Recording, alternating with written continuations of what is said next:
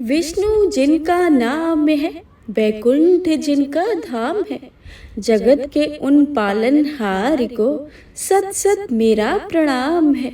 आध्यात्मिक कथाएं चैनल की तरफ से आप सभी को आषाढ़ मास शुक्ल पक्ष देव शनि एकादशी की बहुत बहुत हार्दिक शुभकामनाएं। आप सभी के जीवन में लक्ष्मी नारायण की कृपा सदा सर्वदा ही बनी रहे। हे प्रिय भक्तजनों, आज आषाढ़ मास शुक्ल पक्ष देव शनि एकादशी का व्रत है और आप सभी रसपान करेंगे देव शनि एकादशी व्रत की संपूर्ण व्रत कथा और एकादशी माता की आरती। ब्रह्म वैवर्त पुराण में देव शनि एकादशी का विशेष महत्व बताया गया है। मान्यता है कि इस व्रत को करने से मनुष्य की हर मनोकामनाएं पूर्ण हो जाती है और सुख समृद्धि की प्राप्ति होती है। हर साल आषाढ़ मास के शुक्ल पक्ष की एकादशी को देव शनि एकादशी का व्रत रखा जाता है। इस एकादशी के साथ ही श्री हरि विष्णु अगले 4 माह के लिए क्षीर सागर में योग निद्रा के लिए चले जाते हैं और चतुर्मास आरंभ हो जाता है। इस एकादशी को देव शनि एकादशी के अलावा महा एकादशी, थौली एकादशी, हरिदेव शनि, पद्मनाभ और शयनी तथा प्रबोधनी एकादशी जैसे अनेक नामों से जाना जाता है। इस दिन भगवान विष्णु के विधिवत पूजन करने के साथ व्रत रखा जाता है। इसके साथ ही पूजा के दौरान हरि शनि एकादशी की इस व्रत की कथा का पाठ अवश्य किया जाता है। इससे आपकी सभी मनोकामना पूर्ण हो जाती है। आइए भक्तों, देव शनि एकादशी व्रत की संपूर्ण कथा का रसपान करते हैं।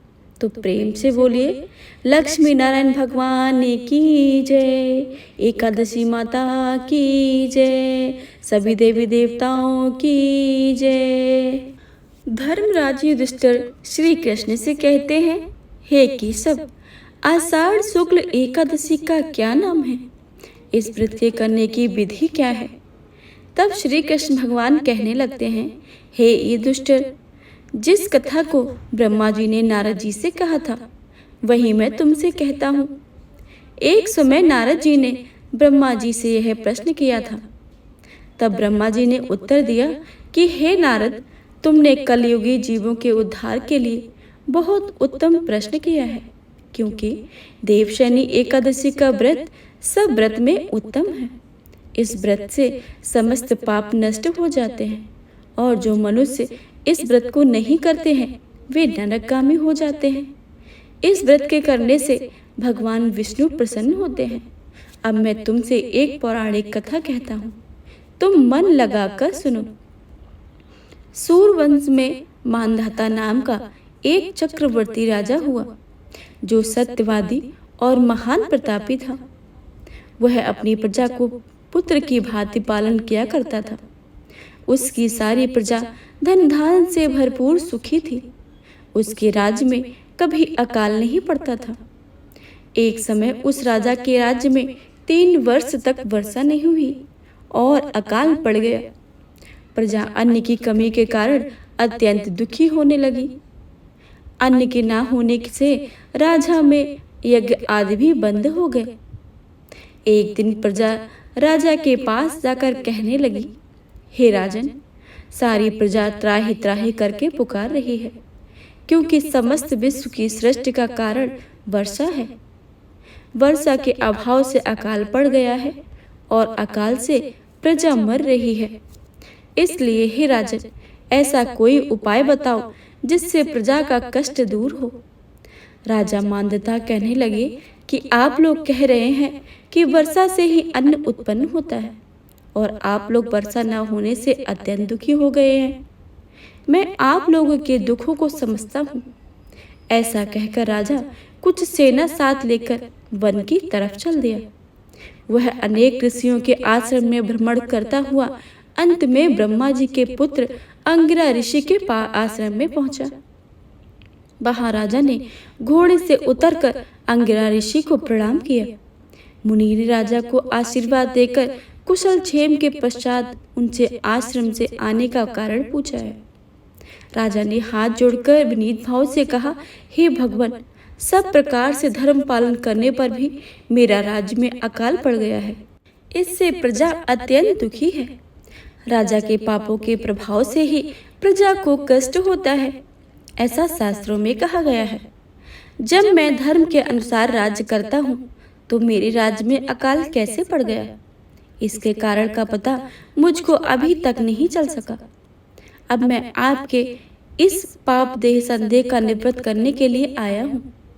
कृपया करके इस संदेह को दूर कीजिए, साथ ही प्रजा के कष्ट को दूर करने का कोई उपाय बताइए। इतनी बात सुनकर ऋषि कहने लगे कि हे राजन, यह सतयुग सब युगों में उत्तम है। इसमें धर्म को चारों चरण सम्मिलित हैं, अर्थात इस युग में धर्म की सबसे अधिक उन्नति है। लोग ब्रह्मा की उपासना करते हैं और केवल ब्राह्मणों को ही वेद पढ़ने का अधिकार है। ब्राह्मण ही तपस्या करने का अधिकार रखते हैं, परंतु आपके राज्य में एक शूद्र तपस्या कर रहा है। इसी दोष के कारण आपके राज्य में वर्षा नहीं हो रही है। इसलिए यदि आप प्रजा को भला चाहते हैं तो उस शूद्र का वध कर दें। इस पर राजा कहने लगे कि महाराज, मैं उस निरपराध तपस्या करने वाले शूद्र को किस तरह मार सकता हूँ? आप इस दोष से छूटने का कोई दूसरा उपाय बताइए। तब ऋषि कहने लगे, हे राजन, यदि तुम अन्य उपाय जानना चाहते हो तो सुनो। आषाढ़ मास के शुक्ल पक्ष में पद्मा नामक एकादशी का विधि पूर्वक व्रत करो। व्रत के प्रभाव से तुम्हारे राज्य से वर्षा होगी और प्रजा सुख और शांति प्राप्त करेगी। इसलिए इस एकादशी का व्रत सब सिद्धियों को देने वाला है और समस्त उपद्रवों का नाश करने वाला है। इस एकादशी का व्रत तुम प्रजा सेवक तथा मंत्रियों सहित करो। मुनि के इस प्रकार वचन सुनकर राजा अपने नगर को वापस आया और उसने विधि पूर्वक पद्मा एकादशी का व्रत किया।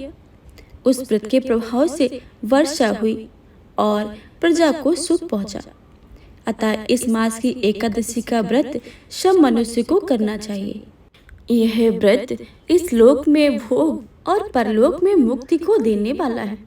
इस कथा को पढ़ने और सुनने से मनुष्य के समस्त पाप नष्ट हो जाते हैं, ऐसा स्वयं श्री कृष्ण भगवान युधिष्ठिर से कहते हैं। तो हे प्रिय भक्तजनों, यह थी देवशयनी एकादशी व्रत की संपूर्ण व्रत कथा। आप सुनिए एकादशी माता की आरती। तो प्रेम से बोलिए लक्ष्मी नारायण भगवान की जय, एकादशी माता की जय। ओम जय एकादशी, जय एकादशी, जय एकादशी माता। विष्णु पूजा व्रत को धारण कर शक्ति मुक्ति पाता। ओम जय एकादशी माता। तेरे नाम गिनाऊं देवी, भक्ति प्रदान करनी। गढ़ गौरव की देनी माता, शास्त्रों में वर्णी। ओम जय एकादशी, जय एकादशी, जय एकादशी माता। विष्णु पूजा व्रत को धारण कर शक्ति मुक्ति पाता। मार्ग शीश के कृष्ण पक्ष की उत्पन्ना विश्वतारिणी जन्मी। शुक्ल पक्ष में हुई मोक्षदा, मुक्तिदाता बन आई। ओम जय एकादशी, जय एकादशी, जय एकादशी माता। विष्णु पूजा व्रत को धारण कर शक्ति मुक्ति पाता। पौष के कृष्ण पक्ष की सफला नामक है। शुक्ल पक्ष में होए पुत्रदा, आनंद अधिक रहे। ओम जय एकादशी, जय एकादशी, जय एकादशी माता। विष्णु पूजा व्रत को धारण कर शक्ति मुक्ति पाता।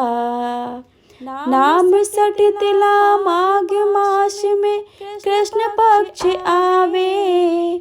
शुक्ल पक्ष में जया कहावे, विजय सदा पावे। ओम जय एकादशी, जय एकादशी, जय एकादशी माता। विष्णु पूजा व्रत को धारण कर शक्ति मुक्ति पाता।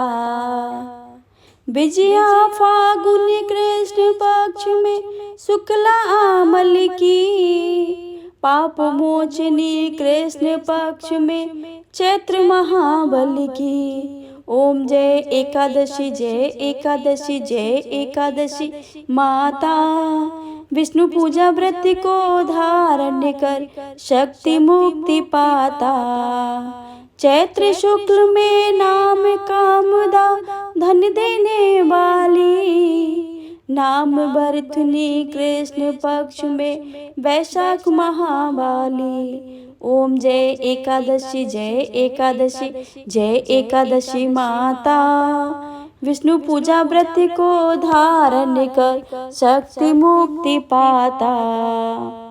शुक्ल पक्ष में होए मोहनी अपरा ज्येष्ठ कृष्ण पक्षी, नाम निर्जला सब सुख करने शुक्ल पक्ष रखी।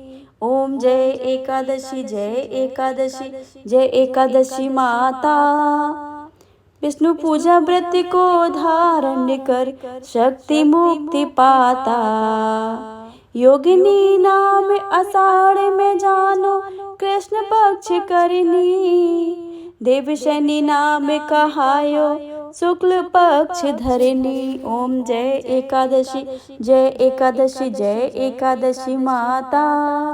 विष्णु पूजा व्रत को धारण कर शक्ति मुक्ति पाता।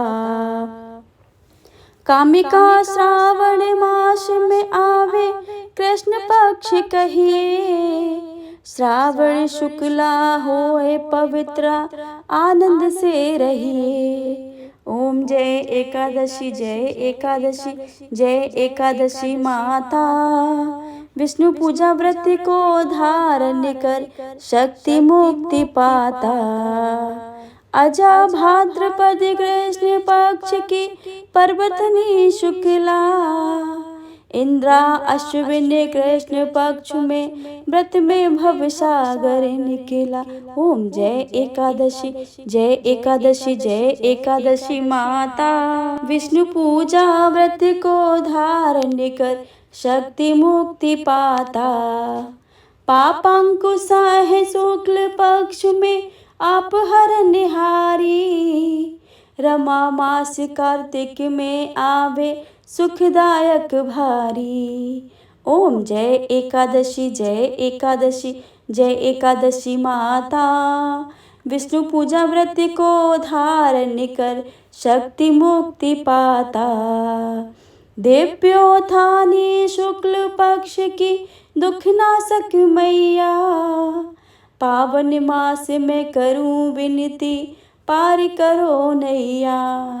ओम जय एकादशी जय एकादशी जय एकादशी माता। विष्णु पूजा व्रत को धारण कर शक्ति मुक्ति पाता।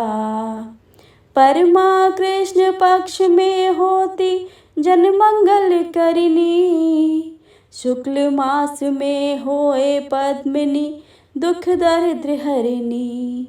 ओम जय एकादशी जय एकादशी जय एकादशी माता। विष्णु पूजा व्रत को धारण कर शक्ति मुक्ति पाता। जो कोई आरती एकादशी की भक्ति सहित गावे, जन गुरुदता स्वर्ग का वासा निश्चय वह पावे। ओम जय एकादशी जय एकादशी जय एकादशी माता। विष्णु पूजा व्रत को धारण कर शक्ति मुक्ति पाता। ओम जय एकादशी माता। ओम जय एकादशी माता।